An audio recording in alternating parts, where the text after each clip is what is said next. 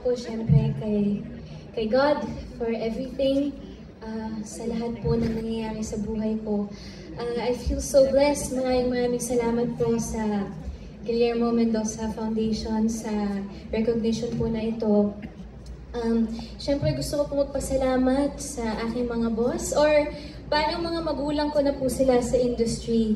Sina Miss Annette Golson, Miss Joy Marcelo, Boss Vic Del Rosario, and sa lahat po ng mga nag-guide and mentor sa akin during the taping po of Abot Kamay na Pangarap, Direk L.A. Madridejos, Miss Ann Villegas, Miss Joy Pili, at ang aking mga naging co-stars na talagang natuto po ko sa kanila. At syempre po sa mga...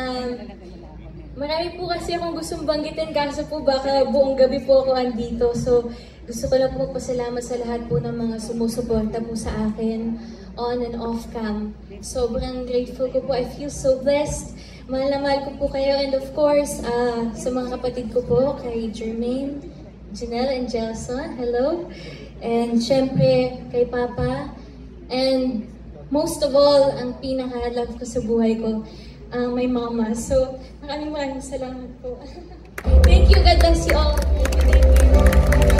And of course, to GMA Network and Sparkle, thank you for everything. I love you guys. Good night po sa inyo lahat.